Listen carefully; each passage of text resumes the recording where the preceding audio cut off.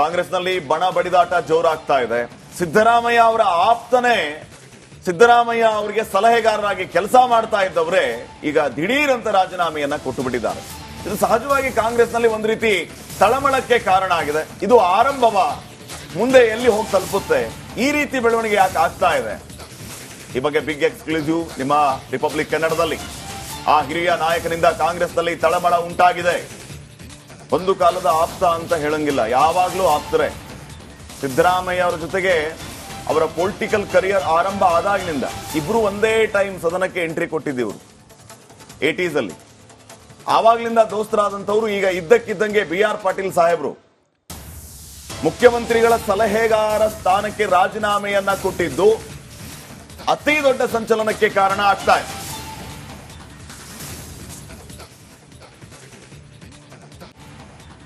ಈ ರೀತಿ ಶಾಸಕ BR ಪಾಟೀಲ್ ರಾಜೀನಾಮೆಯನ್ನ ಕೊಟ್ಟಿದ್ ಯಾಕೆ? ಇದು ಹಲವು ರೀತಿಯ ಚರ್ಚೆಗಳಿಗೆ ಕಾರಣ ಆಗ್ತಾ ಇದೆ. ಅದರಲ್ಲೂ ಬಿಜೆಪಿಯವರು ಇದು ಅಂತ್ಯದ ಆರಂಭ ಅಂತ ಹೇಳ್ತಾ ಇದ್ದಾರೆ. ಸರ್ಕಾರ ಇನ್ನಷ್ಟು ದಿನದಲ್ಲಿ ಉರುಳುತ್ತೆ, ಕುರ್ಚಿಗಾಗಿ ಕಿತ್ತಾಡ್ತಿದ್ದಾರೆ. ನವೆಂಬರ್ ವರೆಗೂ ಮಾತ್ರ ಸಿದ್ದರಾಮಯ್ಯ ಅವರ ಆಟ. ಅದಾದ ನಂತರ ಕಾಂಗ್ರೆಸ್ ಕಥೆ ಇಷ್ಟೇ ಇತ್ತು ಅಂತ ನಾವು ಹೇಳ್ತೀವಿ. ಅಲ್ಲಿವರೆಗೂ ಒಳಿತು ಮಾಡು ಸಿದ್ದಣ್ಣ ಅಂತ ಆರ್ ಅಶೋಕ್ ಅವರು ವ್ಯಂಗ್ಯವಾಡಿದ್ದಾರೆ. ಹಾಗಿದ್ರೆ ನಿಜಕ್ಕೂ ಮುಂದೆ ಸಿದ್ದರಾಮಯ್ಯ ಸರ್ಕಾರಕ್ಕೆ ಕಂಟಕ ಕಾದಿದೆಯಾ? ಮತ್ತಷ್ಟು ಕಾಂಗ್ರೆಸ್ನ ಶಾಸಕರು ಗುಡ್ ಬೈ ಹೇಳ್ತಾರ ಕಾಂಗ್ರೆಸ್ಗೆ? ಸರ್ಕಾರದ ಅಭದ್ರತೆಯ ಬಗ್ಗೆ ಪ್ರತಿಪಕ್ಷ ನಾಯಕ ಆರ್ ಅಶೋಕ್ ಮಾತಾಡಿದ್ದಾರೆ.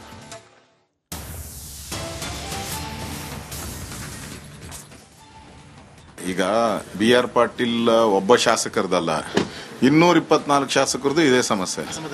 ಎಲ್ಲರದು ಅಸಮಾಧಾನ, ಅನುದಾನ ಕೊಟ್ಟಿಲ್ಲ. ಮತ್ತೆ ಯಾರು ಅಧಿಕಾರಿಗಳು ಯಾರ ಮಾತು ಕೇಳಲ್ಲ, ಯಾಕಂದ್ರೆ ಹಿಡ್ತಾ ಇಲ್ಲ. ನೀವು ನೋಡ್ತಾ ಇದ್ದೀರಾ, ಕಾನೂನು ಸುವ್ಯವಸ್ಥೆ ಹಾಳಾಗಿರುವಂಥದ್ದು, ಮೈಕ್ರೋ ಫೈನಾನ್ಸ್ ಇರ್ಬೋದು, ಬಾಣಂತಿಯರ ಸಾವಿರ್ಬೋದು, ಕೊಲೆ ಸುಲಿಗೆಗಳು, ಬ್ಯಾಂಕ್ ದರೋಡೆ, ಮತ್ತೆ ಅಭಿವೃದ್ಧಿ ಕಾರ್ಯ ಯಾವುದು ಇಲ್ಲದೆ ಇರೋದು ನೋಡಿದ್ರೆ ಎಲ್ಲ MLAಗಳಿಗೂ ಬೇಜಾರಿದೆ. ಈ ಸರ್ಕಾರ ಒಂದು ರೀತಿ ಪಾಪರ್ ಆಗೋಟಿದೆ, ಹಣ ಇಲ್ಲ.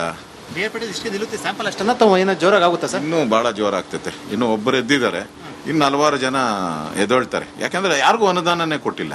ಇವ್ರು ಕೊಡೋ 10 ಕೋಟಿ 20 ಕೋಟಿ 30 ಕೋಟಿ ಏನ್ ಮಾಡಕ್ ಸಾಧ್ಯ ಇದೆ? ಒಂದು ರೋಡ್ ಹಾಕಕ್ಕಾಗಲ್ಲ.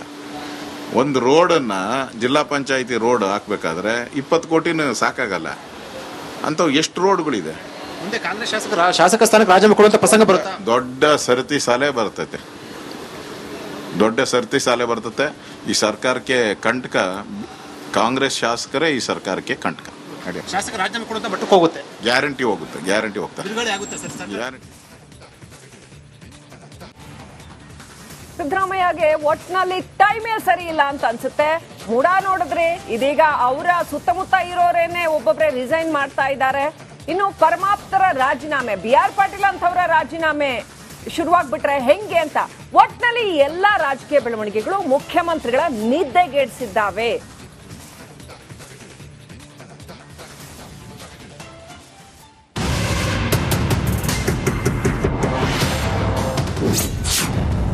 ಸಿದ್ದರಾಮಯ್ಯಗೆ ಸಂಕಷ್ಟದ ಮೇಲೆ ಸಂಕಷ್ಟ. ಕಾಂಗ್ರೆಸ್ ಸರ್ಕಾರಕ್ಕೆ ಕಂಟಕ ಕಾದಿದ್ಯಾ? ಸಿಎಂ ಸಿದ್ದರಾಮಯ್ಯ ಪರಮಾಪ್ತರೆನಿಸಿಕೊಂಡಿದ್ದ ಆಳಂದ ಶಾಸಕ BR ಪಾಟೀಲ್ ಸಿಎಂ ರಾಜಕೀಯ ಸಲಹೆಗಾರ ಸ್ಥಾನಕ್ಕೆ ರಾಜೀನಾಮೆ ನೀಡಿದ್ದಾರೆ. ಇದರ ಬೆನ್ನಲ್ಲೇ ಕಾಂಗ್ರೆಸ್ನಲ್ಲಿ ಭಾರೀ ಸಂಚಲನ ಉಂಟಾಗಿದೆ. ಅಷ್ಟೇ ಅಲ್ಲ, ಕಾಂಗ್ರೆಸ್ನ ಮತ್ತಷ್ಟು ನಾಯಕರು ರಾಜೀನಾಮೆ ನೀಡುತ್ತಾರೆ ಎಂಬ ಚರ್ಚೆ ಕೂಡ ಜೋರಾಗಿದೆ.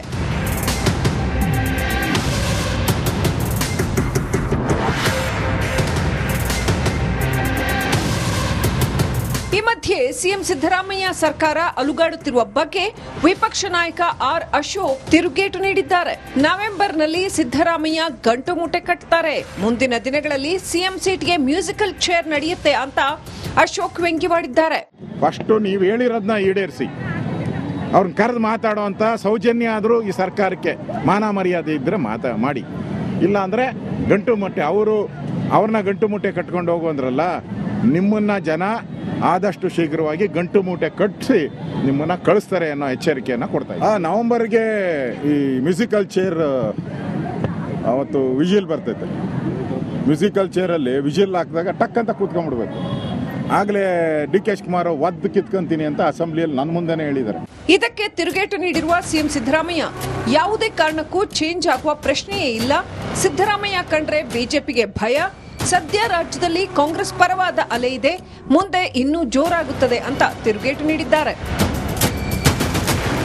ಇತ್ತ ಬಿಆರ್ ಪಾಟೀಲ್ ರಾಜೀನಾಮೆಗೆ ವಿಜಯೇಂದ್ರ ಕಾಂಗ್ರೆಸ್ ಕಾಲಿಳಿದಿದ್ದಾರೆ. ಈಗಾಗಲೇ ಸಿಎಂ ಆಪ್ತರು ರಿಸೈನ್ ಮಾಡಿದ್ದಾರೆ. ಆಡಳಿತ ಪಕ್ಷದ ಬಹುತೇಕ ಶಾಸಕರು ಒಳಗೊಳಗೆ ಕುದಿಯುತ್ತಿದ್ದಾರೆ.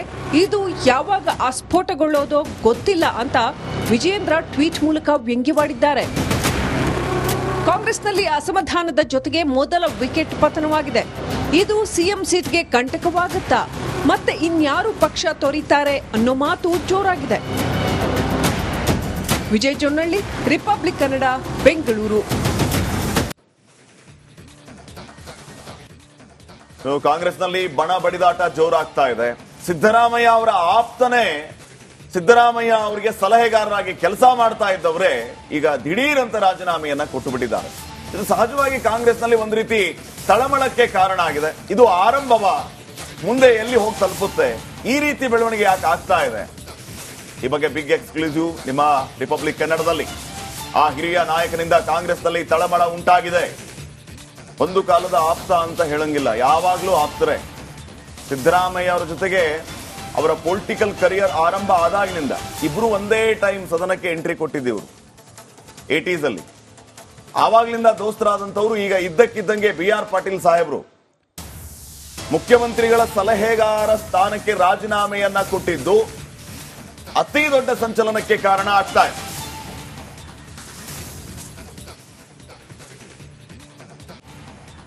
ಈ ರೀತಿ ಶಾಸಕ ಬಿಆರ್ ಪಾಟೀಲ್ ರಾಜೀನಾಮೆಯನ್ನ ಕೊಟ್ಟಿದ್ ಯಾಕೆ? ಇದು ಹಲವು ರೀತಿಯ ಚರ್ಚೆಗಳಿಗೆ ಕಾರಣ ಆಗ್ತಾ ಇದೆ. ಅದರಲ್ಲೂ ಬಿಜೆಪಿಯವರು ಇದು ಅಂತ್ಯದ ಆರಂಭ ಅಂತ ಹೇಳ್ತಾ ಇದ್ದಾರೆ. ಸರ್ಕಾರ ಇನ್ನಷ್ಟು ದಿನದಲ್ಲಿ ಉರುಳುತ್ತೆ, ಕುರ್ಚಿಗಾಗಿ ಕಿತ್ತಾಡ್ತಿದ್ದಾರೆ. ನವೆಂಬರ್ ವರೆಗೂ ಮಾತ್ರ ಸಿದ್ದರಾಮಯ್ಯ ಅವರ ಆಟ. ಅದಾದ ನಂತರ ಕಾಂಗ್ರೆಸ್ ಕತೆ ಇಷ್ಟೇ ಇತ್ತು ಅಂತ ನಾವು ಹೇಳ್ತೀವಿ. ಅಲ್ಲಿವರೆಗೂ ಒಳಿತು ಮಾಡು ಸಿದ್ದಣ್ಣ ಅಂತ ಆರ್ ಅಶೋಕ್ ಅವರು ವ್ಯಂಗ್ಯವಾಡಿದ್ದಾರೆ. ಹಾಗಿದ್ರೆ ನಿಜಕ್ಕೂ ಮುಂದೆ ಸಿದ್ದರಾಮಯ್ಯ ಸರ್ಕಾರಕ್ಕೆ ಕಂಟಕ ಕಾದಿದೆಯಾ? ಮತ್ತಷ್ಟು ಕಾಂಗ್ರೆಸ್ನ ಶಾಸಕರು ಗುಡ್ ಬೈ ಹೇಳ್ತಾರ ಕಾಂಗ್ರೆಸ್ಗೆ? ಸರ್ಕಾರದ ಅಭದ್ರತೆಯ ಬಗ್ಗೆ ಪ್ರತಿಪಕ್ಷ ನಾಯಕ ಆರ್ ಅಶೋಕ್ ಮಾತಾಡಿದ್ದಾರೆ.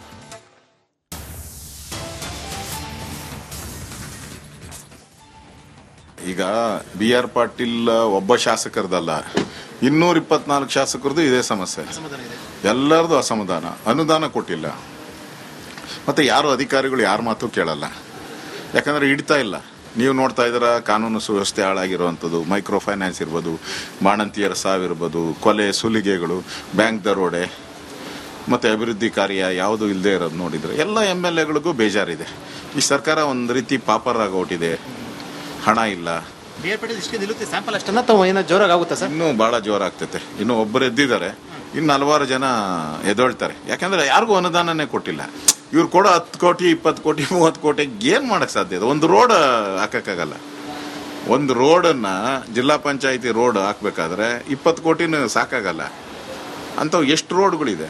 ಮುಂದೆ ಕಾಂಗ್ರೆಸ್ ಶಾಸಕ ಸ್ಥಾನಕ್ಕೆ ರಾಜೀನಾಮೆ ಕೊಡುವಂತ ಪ್ರಸಂಗ ಬರುತ್ತೆ. ದೊಡ್ಡ ಸರತಿ ಸಾಲೆ ಬರ್ತೈತೆ, ದೊಡ್ಡ ಸರತಿ ಸಾಲೆ ಬರ್ತತೆ.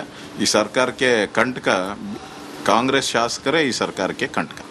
ಶಾಸಕ ರಾಜೀನಾಮೆ ಕೊಡುವಂತ ಮಟ್ಟಕ್ಕೆ ಹೋಗುತ್ತೆ. ಗ್ಯಾರಂಟಿ ಹೋಗುತ್ತೆ, ಗ್ಯಾರಂಟಿ ಹೋಗ್ತಾರೆ, ಬಿಡುಗಡೆ ಆಗುತ್ತೆ ಸರ್. ಗ್ಯಾರಂಟಿ.